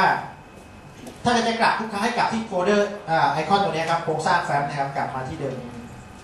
ลองคลิกดูของตัวเองครับ T0.2 มีอะไรไหมนี่ Present Mail Pro Thai อัปเดตตรงนี้แล้วก็กลับไปนะครับ06มีอะไรไหมนะครับคือหมายความว่าเราจะอัปโหลดอะไรขึ้นมาบนนี้นั่นคือหมายถึงสาธารณะแต่เราสามารถกำหนดสิทธิ์ได้ว่าจะให้ใครเข้ามาใช้ดูได้อย่างเดียวหรือว่าแก้ไขได้อะไรเงี้ยเราก็สามารถกำหนดสิทธิ์ได้นะครับยกตัวอย่างก่อนนะครับของผมก่อนนะของผมก่อนผมจะทำอย่างนี้นะครับผมจะเอาไฟล์ขึ้นไปก่อนนะครับไฟล์ของผมเนี่ยวิธีการเอาไฟล์ขึ้นมาเนี่ยสังเกตไอคอนที่เราคลิกตัวแรกคือโครงสร้างแฟ้มใช่ไหมครับไล่ไปเรื่อยๆนะครับไล่ไปเรื่อยมันจะมีตัวที่เป็นกระดาษสีขาวและลูกศรสีฟ้านะครับที่เขียนว่าอะไรครับอัปโหลดไฟล์นะครับเราคลิกแล้วเราก็ browse ตรงนี้นะครับแล้วก็แกล้งอัปโหลดไฟล์อะไรขึ้นมาสักอันหนึ่งนะครับไฟล์นะครับแล้วก็ใส่หัวข้อสักนิดนึงว่าเป็นอะไรนะครับคำอธิบายนะครับแล้วก็ยอมรับนะครับก็มีการอัปโหลดนี่ครับก็จะเข้ามาเห็นไหมเพราะฉะนั้นท่านลองไปดูในของผมเนี่ยไปดูในโฟลเดอร์ผมที่ท่านลองคลิกโฟลเดอร์ผมเนี่ยเจอไหมคลิกตัวเบอร์หนึ่งนะครับเจอไหมครับเจอ Word ตัวนี้ไหมเจอ Word ตัวนี้พอเจอ Word ตัวนี้ท่านทำอะไรกับ Word ตัวนี้ท่านไปติ๊กถูกข้างหน้าครับถ้าเป็นติ๊กถูกข้างหน้าติ๊กถูกข้างหน้าเสร็จแล้วมาดูทางขวาจะมี information กลมๆอยู่เห็นไหมครับกลมๆนะครับแล้วก็ตัวเปลี่ยนชื่อตรงนี้ซึ่งอันนี้จะเป็นเจ้าของที่เป็นคนทำเราข้อมูลตรงนี้ถ้าเราคลิกเข้าไปดูจะไปดูแค่ว่าขนาดพื้นที่เขาใช้เท่าไหร่อะไรยังไงใช่ไหมครับไปดู information กลับไปก็เครื่องหมาย undo ตรงนี้ครับกลับไปก็เครื่องหมาย undo นะครับตรงนี้นะครับแล้วเราก็ถ้าจะทำอะไรตรงนี้เราติ๊กถูกนะครับเราติ๊กถูกแล้วเราก็จะมีข้างล่างครับเลือกคำสั่งถ้าเรานะจะทำอะไรกับของเขานะติ๊กถูกตรงนี้เลือกคำสั่งตรงนี้ครับโดยอย่าไปลบนะฮะอย่าไปเลือกลบไปลบของชาวบ้านเขานะฮะทำอะไรได้บ้างครับตรงนี้ copy ซะนะถ้าเราจะเอาของเราก็ copy เลยครับ copy ไม่ต้องไปย้ายนะไม่ต้องไปย้ายเขานะแค่ copy อย่างเดียว copy เสร็จแล้วเนี่ยเห็นไหมท่านก็มาเลือกว่าจะ copy ลงที่ไหนก็เลือกใส่ของท่านสมมติผมใส่เบอร์6นะครับท่านลองเลือกเบอร์ของตัวเองนะครับแล้วก็ยอมรับข้างล่างครับปุ๊บแล้วท่านลองไปดูที่เบอร์6สิครับเบอร์6 เนี่ยเบอร์ 6ก็จะมีไฟล์ของผมเห็นไหมครับก็เป็นการย้ายไปย้ายมาคือบางครั้งเนี่ยถามว่าการย้ายไฟล์ตรงเนี้ยมันคือ attach ได้แต่ไฟล์นี้มันอาจจะใหญ่ attach ลำบากเพราะฉะนั้นก็ทำกันในวงอย่างนี้เลยแชร์กันเลยนะครับลองเล่นดูครับไปอัปโหลดใส่ของตัวเองนะครับไปอัปโหลดใส่ของตัวเองแล้วก็ลองไปดูของท่านอื่นแล้วก็ลองย้าย copy นะไม่ย้าย copy ไว้ของตัวเองนะครับลองตรงนี้ก่อนแล้วเวลาเราดึงมาใช้ทำยังไงนะครับลองอัปโหลดมาเก็บไว้ก่อนเป็นของเราก่อนแล้วลอง copy ของอื่นมาใส่ของเราลองเล่น2ฟีเจอร์นี้ก่อนนะครับลองเล่น2ฟีเจอร์นี้ก่อน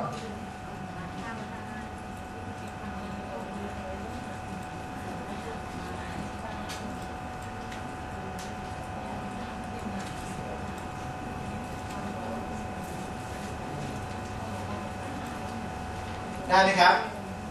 เมื่อทำ2อันนี้แล้วเนี่ยถ้าท่านอยากจะได้ไฟล์นี้เอาไปใช้จริงๆท่านต้องส่งผ่านอีเมลไปก็ได้นะครับท่านก็คลิกตัวสุดท้ายนะครับอีเมล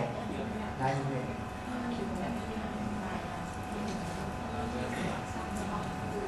เพราะฉะนั้นข้างล่างนั้นก็จะเป็นเครื่องมือลบก็ได้หรือว่ากำหนดสิทธิการใช้งานกุญแจครับลองคลิกดูแต่ต้องไปติ๊กถูกหน้าไฟล์ก่อนนะไปติ๊กถูกหน้าไฟล์ก่อน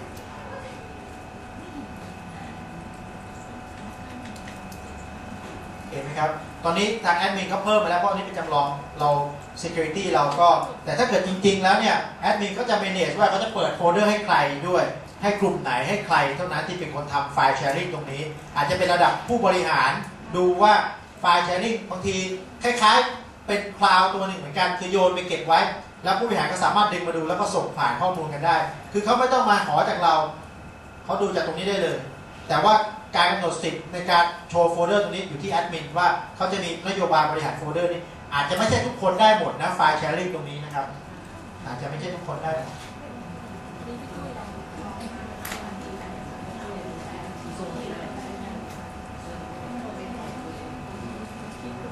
ตรงนี้ใครติดขัดปัญหาตรงไหนยกมือครับระหว่างทำตรงนี้ไฟล์แชร์ลิง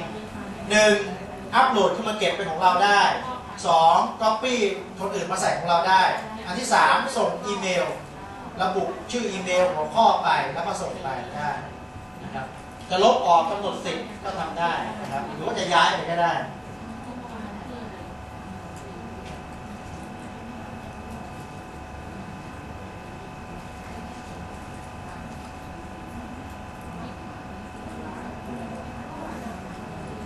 แต่เครื่องมือข้างบนเนี่ยมันจะเป็นเครื่องมือสำหรับ manage เช่นสร้างโฟลเดอร์ไว้ก่อนแล้วไฟล์ไปเก็บในโฟลเดอร์นั้นอะไรเงี้ยกรณีที่เรามีไฟล์หลายๆประเภทนะครับเช่นเอกสารสำคัญทางราชการเอกสารเบิกงบเอกสารอะไรก็แล้วแต่เราก็ตั้งเป็นโฟลเดอร์แล้วอัปโหลดแต่โฟลเดอร์นั้นเก็บเอาไว้ข้างบนจะมีตัวสร้างเอง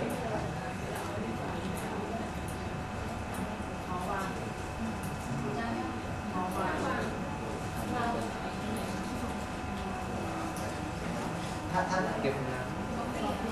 อย่างนี้ครับนี่ครับตรงนี้แต่ไหนครับพี่เบอร์ต้องพี่แต่คนอื่นมาใส่ของเราถ้าของเราในอัปโหลดขึ้นมาใช้เก็บไว้ของเราในอัปโหลดขึ้นมาเก็บไว้แต่หมายถึงเราไปดูคนอื่นแล้วเราไป copy โดยติ๊กถูกชื่อไฟล์หน้าเขาแล้วก็เลือก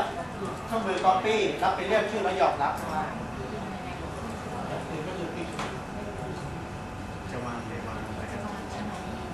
ของผมเนี่ยของผมเนี่ย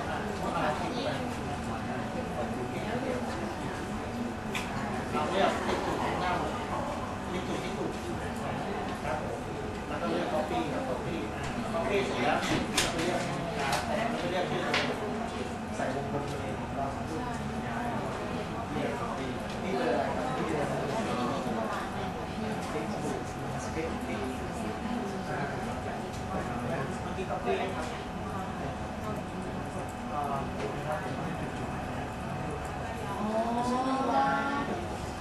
เบอร์ 1ตรงนี้เข้าไปนะครับเบอร์ 1ที่ถูกตรงนี้นะครับแล้วก็ copy ปึ๊บนี่ copy เสร็จแล้วกลับไปที่เราจะ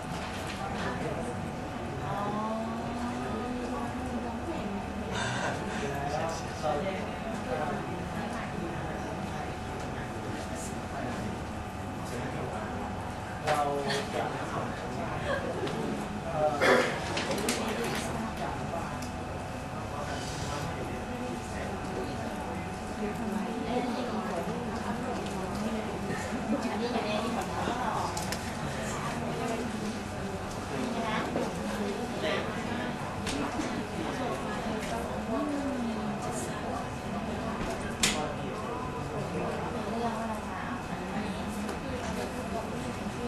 วิ่งมาหน้านี้เลยไม่ต้องไปคลิกครับวิ่งมาหน้านี้เลยแล้วเรื่องนี้มากแล้วก็เรื่อง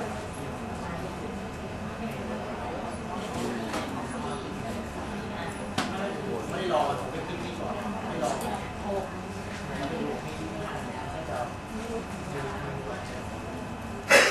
ก็เรื่องบทตรงนี้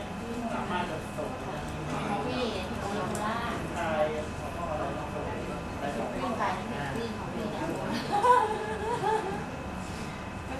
คือเวลาใช้ Copy เนี่ยพอ Copy มันต้องรอสักครู่นะแล้วมันจะขึ้นไปหน้าจอที่เป็น Directory แล้วไปเลือกวงกลมแล้วก็ยอมรับข้างล่างย้ายไปโอเคนะครับก็สำหรับการใช้นะครับเมลโกไทยนะครับหรือว่าจดหมายสำหรับบุคลากรของหน่วยงานราชการภาครัฐนะครับเราก็นะครับมาถึงตอนสุดท้ายแล้วนะครับไม่ทราบท่านมีคำถามอะไรที่ยังสงสัยหรือติดขัดตรงไหนรบกวนถามได้เลยครับไม่ต้องเกรงใจแชร์ข้อมูลอย่าง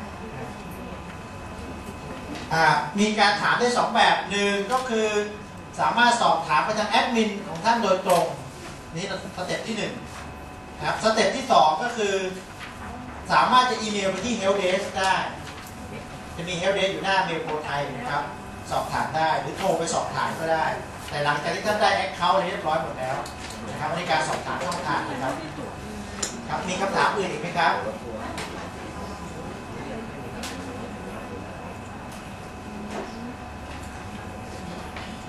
ก็คือต้องอีเมลไปแจ้งเจ้าของเขาใช่ครับว่าให้เขาขึ้นให้ใหม่คือเขาจะมีสิทธิ์ให้อยู่ครับจริงๆแล้วมันจะมีตรงกุญแจครับใช่ครับเราต้องตั้งสิทธิ์ก่อนโพสต์ครับว่าควรจะทำอะไรได้บ้างครับผมแต่อันนี้ขึ้นอยู่กับแอดมินและก็การบริหารภายในด้วยนะครับว่าโฟลเดอร์นี้จะให้ใครเป็นคนแชร์อะไรบ้างนะครับมีคำถามอื่นไหมครับอัปโหลดคือที่เป็นกระดาษสีขาวกับลูกศรสีฟ้านะครับต้องเลือกที่ตัวโฟลเดอร์เราก่อนนะครับแล้วก็ไป browse แล้วก็เลือกชื่อไฟล์เอาไม่ได้ครับลองเข้าไปที่โครงสร้างอาจจะอัปโหลดจะ copy ครับโอเคเลือกของตัวเองเลยนี่เลยเรื่อง16ครับเอาละครับเรื่อง16เสร็จแล้วก็นี่ครับเรื่องนี้นะครับโหลดภาษาที่ของผมปุ๊บแล้วก็เราดูไฟล์เรียกเอาไฟล์ใส่เฟซก่อนครับใส่หัวเลือดใส่แล้วก็เล็กน้อยอันนี้คืออัปโหลดมาใส่ของเราครับเพื่อเอาไม่ใช่คือเราอัปโหลดขึ้นไปเก็บไว้คนอื่นเนี่ยสามารถจะไป copy จากของเรามาได้เอามาใช้อะไรมีคำถามอื่นอีกไหมครับเอาละครับถ้าไม่มีก็วันนี้นะครับก็ขอบพระคุณทุกท่านนะครับเป็นอย่างสูงที่เสียสละเวลานะครับนั่งฟังอย่างตั้งใจเยี่ยมมากเลยครับแล้วก็สนุกสนานนะครับอย่างไรแล้วผมฝากเป็นสำคัญเรื่องการใช้เมลโกไทยรวมทั้งเซอร์วิสอื่นนะครับของสำนักงานรัฐบาลอิเล็กทรอนิกส์ด้วยนะครับเดี๋ยวในตอนท้ายนี้ขอเรียนเชิญนะครับท่านผู้จัดการฝ่ายถ่ายทอดเทคโนโลยีนะครับได้กล่าวสักเล็กน้อยนะครับกับผู้เข้าร่วมรมนะครับเชิญคุณสุดเขตครับผม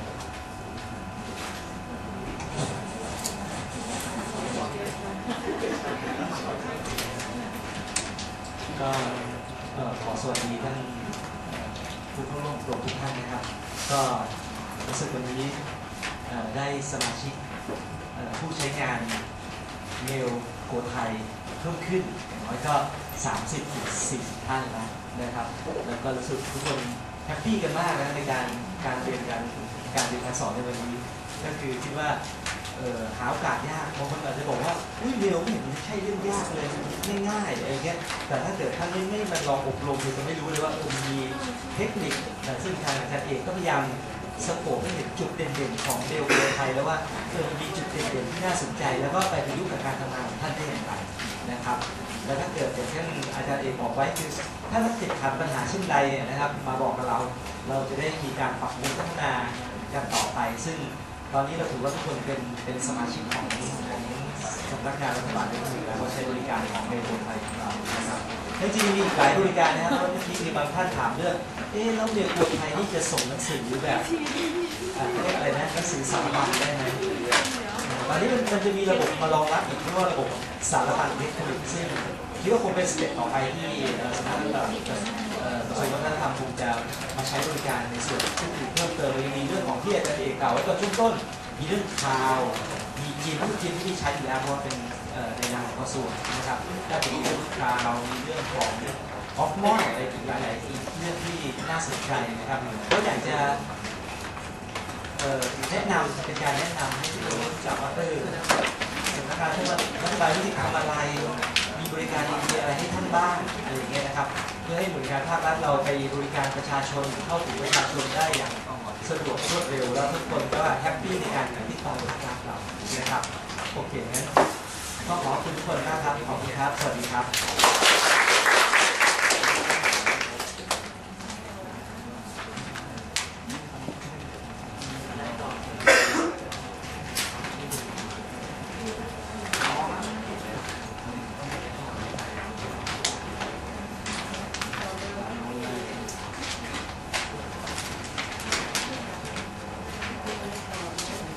ครับก็ต้องขอบคุณนะครับทีมงานของสรอมากเลยนะครับก็ถือว่ากระทรวงโชคดีนะครับที่ได้ท่านมาช่วยเหลืออันนี้คือออริจินอลมาสอนพวกคุณเลยนะเพราะฉะนั้น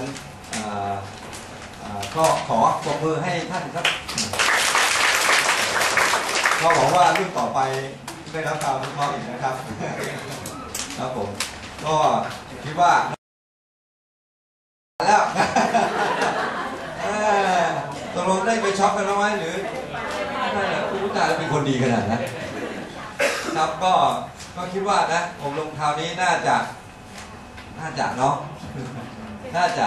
ได้ผลนะครับก็คือว่าอย่างน้อยเนี่ยสิ่งที่สำคัญที่คิดว่าเป็นประโยชน์มากเลยก็คือเมลนะครับซึ่งต่อไปนี้ไม่ว่าเราจะเปลี่ยนหน่วยงานยังไงเราก็จะมีเมลประจำเรานะครับอย่างน้อยนามบัตรก็ไม่ต้องเปลี่ยนละต่อไปนี้นะแล้วก็ค่อนข้างที่จะมีผู้ดูแลที่มีประสบการณ์นะครับเพราะว่าท่านโปรไวทุกกระทรวงนะครับเพราะฉะนั้น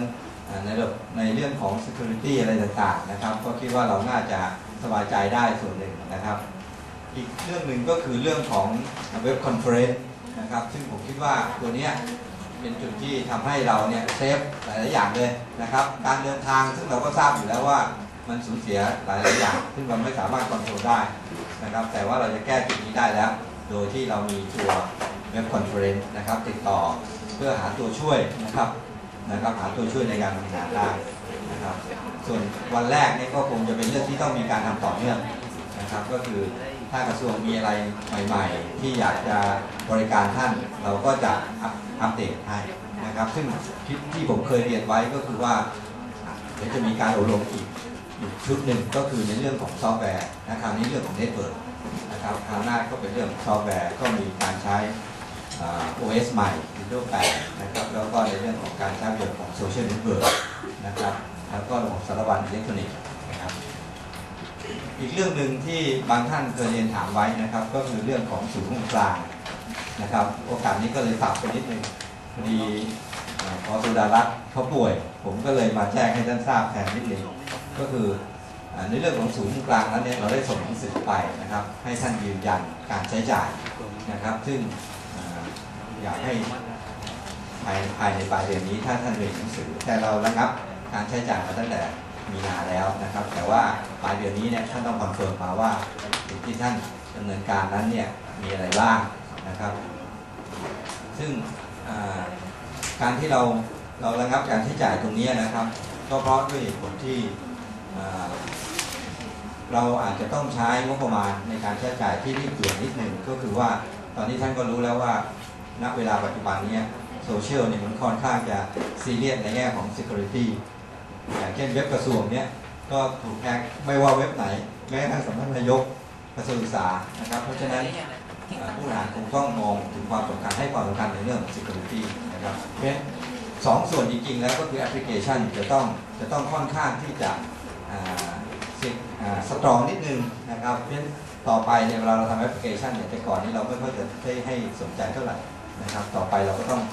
คัดเลือกบริษัทที่ค่อนข้างที่จะมีความรู้ทาง Security มาเขียนแอปพลิเคชันนะครับมิฉะนั้นจะถูกแฮกผ่านแอปพลิเคชันนะครับอันนี้ส่วนหนึ่งอีกส่วนหนึ่งก็คือเหมือนบ้านนะครับเราต้องปิดประตูบ้านให้ได้ก่อนแต่ว่านอกจากนั้นเราก็ต้องมีรั้วที่แข็งแกร่งด้วยก่อนมาถึงบ้านเพราะฉะนั้นตอนนี้เราขาดทั้งสองอย่างเลยถ้าต่างประตูก็ไม่แข็งแรงแถมรั้วไม่มีนะเพราะฉะนั้นนึกดูก็ได้ว่าบ้านมันจะปลอดภัยได้ยังไงนะครับเพราะฉะนั้นตอนนี้ที่เรานำเงินกลับมาเนี่ยคือเราจะสร้างรั้วบ้านนะครับส่วนบ้านนั้นเราก็พยายามสร้างประตูหน้าต่างให้แข็งแรงนะครับก็คือเว็บไซต์กระทรวงนั้นถูกพัฒนาใหม่นะครับทั้งหมดเลยเปลี่ยนแอปพลิเคชันใหม่เลยนะครับโดยมีทีมงานผู้เชี่ยวชาญมาช่วยดูในลักษณะของโครงสร้างของการเขียนแอปพลิเคชันเราก็คิดว่าน่าจะทำให้บ้านเราแข็งแรงอันนี้เหตุผลหนึ่งที่จำเป็นจะต้องใช้งบประมาณนะครับส่วนแนวทางในการใช้ในการทำงานศูนย์ข้อมูลกลางนะครับผมณปีนี้เนี่ยท่านผู้บริหารนะครับมองว่าเดิมเนี่ยศูนย์ข้อมูลกลางเนี่ยข้อมูลเป็นอยู่ที่จังหวัดนะครับทุกจังหวัดนะครับซึ่งเราก็ล้มลุกคลุกคลานกันมานะก็คือว่าพยายามที่จะผมก็เข้าใจปัญหานะก็คือว่าเราพยายามที่จะหาข้อมูลให้มากที่สุดนะครับโดยการเข้าไปสัมภาษณ์นะปัญหาของพวกเราก็คือการสัมภาษณ์เองนั้นเนี่ยหัวข้อบางครั้งก็ทำไมก็ขนาดเก็ตให้หัวข้อแล้วนะแต่ว่าคุณภาพที่ออกมามันก็หลากหลายนะครับหลากหลายก็เราก็พยายามเต็มที่ผมก็เข้าใจนะครับแต่ว่าจุดหนึ่งที่เราต้องยอมรับก็คือเราต้องประกาศต่อสังคมนะเพราะฉะนั้นตรงนี้เนี่ยเท่าที่ดูโดยภาพรวมแล้วเนี่ยต้องมีการพัฒนานะครับและตอนนี้ผมฝากไว้เลยว่าตอนนี้เนี่ยครับผู้บริหารเขามองว่าข้อมูลที่จะเพิ่มขึ้นเนี่ยเขาไม่ได้ให้ความสำคัญมากเท่าไหร่เพราะเขาบอกว่าสิ่งที่มีอยู่เนี่ยต้องโชว์ให้ได้แล้วตอนนี้มันโชว์แล้วจริงๆด้วยนะแล้วตอนนี้มีหนังสือมาจากหลายหน่วยงานเลยขอใช้ข้อมูลเพราะฉะนั้นจุดตรงนี้นี่แหละทำให้เกิดความอะไรล่ะกังวลใจว่าถ้าเขาขอใช้แล้วเขาได้ข้อมูลผิดเนี่ยเจ้าของหน้าแตกนะครับเพราะฉะนั้นสิ่งที่ท่านต้องรีบกลับไปเลยนะเมื่อท่านนำขึ้นแล้วเนี่ยต้องไปตรวจดูว่ามันผิดพลาดนะครับเพราะตอนนี้เริ่มมีการขอใช้แล้วนะครับขอใช้มาหลายหน่วยงานเลยที่ผมเกรงว่าตรงนี้ท่านผู้บริหารก็เลยให้ความว่าคุณต้องกลับไปดูข้อมูลเดิมนะให้มันน่าเชื่อถือและถูกต้องนะครับเพราะฉะนั้นเมื่อจุดตรงนี้เกิดขึ้นเนี่ยท่านเลยมองว่าแล้วข้อมูลศูนย์กลางมันต้องเพิ่มถูกไหมครับท่านก็เลยมองว่าข้อมูลของกรมนะตอนนี้มองข้อมูลส่วนกลางบ้างถูกไหมครับเพื่อจะได้ทำให้เต็มส่วนก็คือส่วนภูมิภาคแล้วส่วนกลางมีไหมตอนนี้ก็พยายามที่จะคอนเนคกับทุกกรมเลยว่ามีข้อมูลส่วนกลางเข้ามาเพื่อจะเป็นฐานข้อมูลของส่วนกลางได้อย่างไรอันนี้คือปีนี้นะครับเพราะปีนี้เนี่ยสรุปว่ามีอยู่2ส่วนนะครับก็คือส่วนหนึ่งที่ท่านต้องกลับไปแอปรูปข้อมูลที่มีอยู่เดิมให้ถูกต้องนะครับส่วนที่2ก็คือเราจะพยายามนำข้อมูลของกรมต่างๆเข้ามาเป็นฐานข้อมูลของศูนย์ข้อมูลกลางนะครับและอีกส่วนหนึ่งคือส่วนที่3ก็คือว่านโยบายผู้บริหารต้องการที่จะให้ข้อมูลศูนย์กลางเนี่ยไม่ใช่แค่เป็นองค์ความรู้นะครับแต่สามารถสนองนโยบายของรัฐบาลก็คือพยายามที่จะมองว่าแปลงทุนทางวัฒนธรรมนะครับให้สามารถที่จะนำเศรษฐกิจของชาติได้ไม่ว่าเป็นการท่องเที่ยวหรือเชิงอุตสาหกรรมนะครับงั้นโดยเฉพาะการท่องเที่ยวเนี่ยมันทำได้ง่ายนะครับได้ง่ายก็คือว่าเราพยายามที่จะมองการท่องเที่ยวเนี่ยเป็นเชิงวัฒนธรรมงั้นข้อมูลที่เราพรีเซนต์เนี่ยก็คือ80เส้นทางนะ80ท่านทราบนะครับ80เส้นทางนะครับเพราะฉะนั้นเราให้มหาลัยเชียงใหม่เนี่ยครับกำลังพัฒนาข้อมูลนะครับในเรื่องของ80เส้นทางโดยการนำเอาข้อมูลเข้านะครับแล้วเข้าไปศึกษาว่าข้อมูลที่ท่านมีอยู่เดิมในศูนย์กลางเนี่ยจะสามารถที่จะimport ข้อมูลนะครับเข้าไปใน84เส้นทางนี้ได้หรือไม่ นะครับเพราะฉะนั้นเขาก็จะทำโปรแกรมในการคีย์อินเข้านะครับถึงจุดนั้นก็อาจจะมีการเทรนให้ว่าโอเคนะครับโครงสร้างของ84เส้นทางนั้นเนี่ยข้อมูลเป็นยังไงแล้วท่านไปดูศูนย์กลางของท่านนะครับว่าจะสามารถที่จะนำเอาข้อมูลส่วนไหนบ้างที่จะเข้าไปใน84เส้นทางเพื่อจะพรีเซนต์ในเรื่องของวัฒนธรรมเชิงท่องเที่ยวหรือท่องเที่ยวเชิงวัฒนธรรม84เส้นทางนะครับอันนี้ก็เป็นสิ่งที่คิดว่านะครับอยากให้เกิดภายในปีนี้คือ2ส่วนหน้าที่ของท่านก็คือส่วนที่เกี่ยวกับแอปรู้ข้อมูลให้ถูกต้องนะครับของเดิมนะครับไม่ต้องมายในการคีย์ใหม่นะครับไม่ต้องมายในการคีย์ใหม่เอาของเดิมที่มีอยู่เนี่ยให้เขาไปใช้แล้วเนี่ยเขารู้สึกสบายใจแล้วเราเองก็ภาคภูมิใจนะครับอีกส่วนหนึ่งก็คือเดี๋ยวรอให้มหาวิทยาลัยเชียงใหม่ทำโปรแกรมในการคีย์อิน84เส้นทางเสร็จนะครับแล้วเราก็คัดสรรข้อมูลที่เรามีในจังหวัดแอดอินเข้าไปนะครับก็จะทำให้เราสามารถนำเสนอข้อมูลในเรื่องของการท่องเที่ยวเชิงวัฒนธรรมได้นะครับส่วนปีหน้านะครับเราได้งบอีกประมาณ25 ล้านนะครับในเรื่องศูนย์กลางก็คงจะเป็นการต่อยอดส่วนหนึ่งก็คืออาจจะต้อง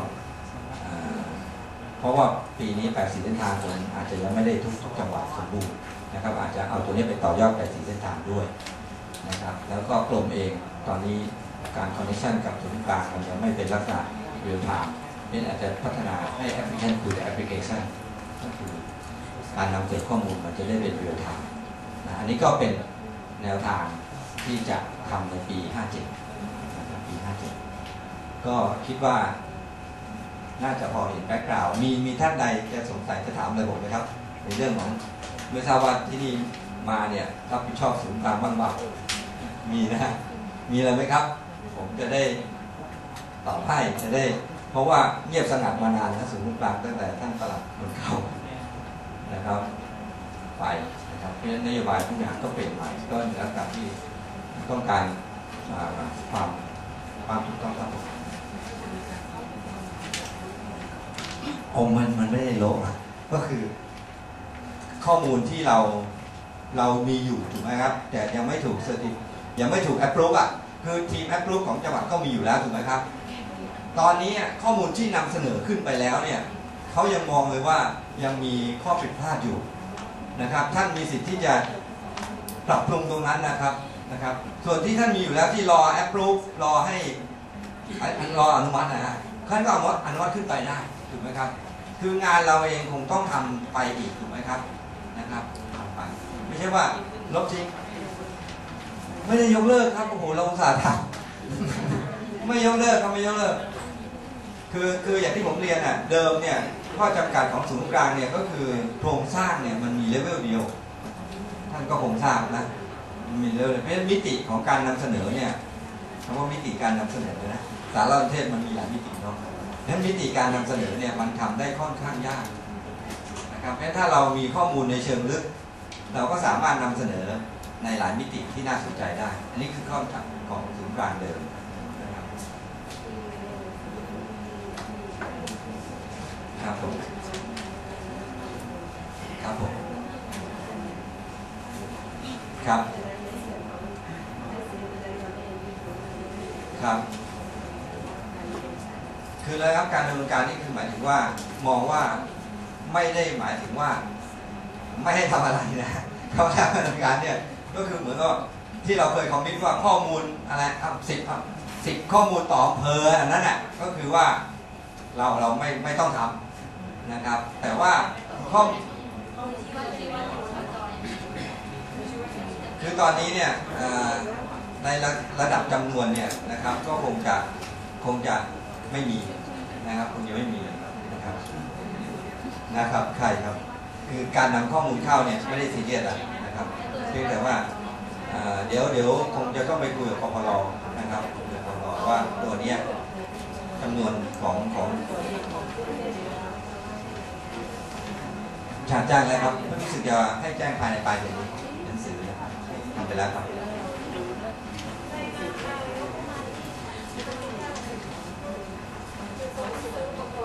อ๋อจริงครับก็ไม่เป็นไรคือบางหน่วยงานเนี่ย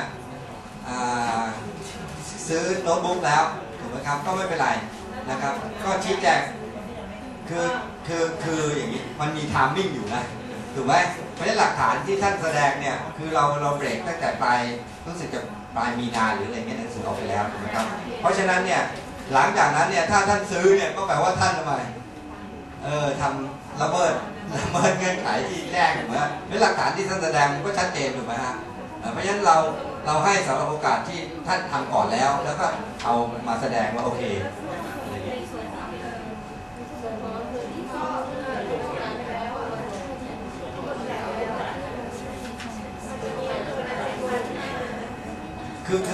คืออย่างที่เรียนว่าเราเริ่มเบรกไม่ให้ใช้งบประมาณตั้ง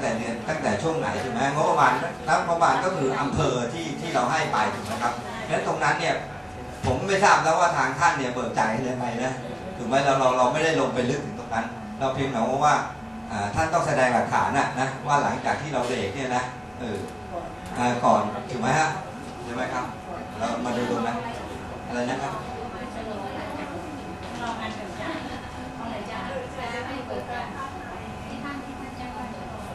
อ๋อไม่ใช่คือคำว่าชะลอผมนี่คือหมายถึงว่าผมจะเอาเงินส่วนที่เหลือเนี่ยนะครับที่ผมเรียนเมื่อกี้เนี่ยไปทำระบบ security ครับผมทำเรื่องส่งคืนครับทำเรื่องส่งคืนยืนยันว่างบประมาณที่ท่านใช้มีเท่านี้ตามหลักฐานตัวนี้นะครับเพราะฉะนั้นเราก็จะตัดยอดถูกไหมครับตัดยอดว่ามันเหลือเท่าไหร่นะครับ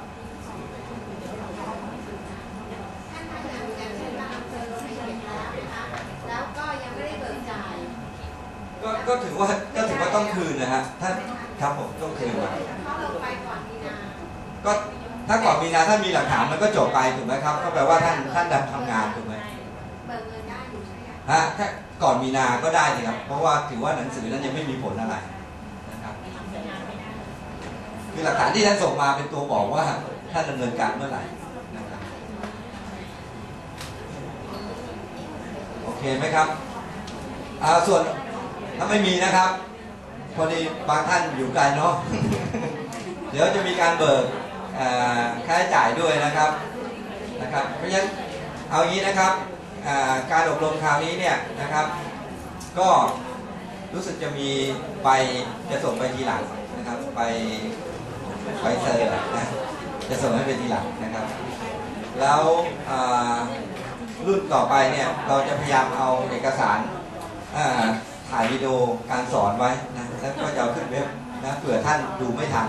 นะฟังไม่ทันเลยเงี้ยหรือว่าเปลี่ยนหน้าที่เนาะให้น้องคนใหม่มาถูกไหมครับแทนที่เราจะจัดอบรมได้บ่อยๆท่านก็ไปดูจากวิดีโอนะครับวิดีโอก็น่า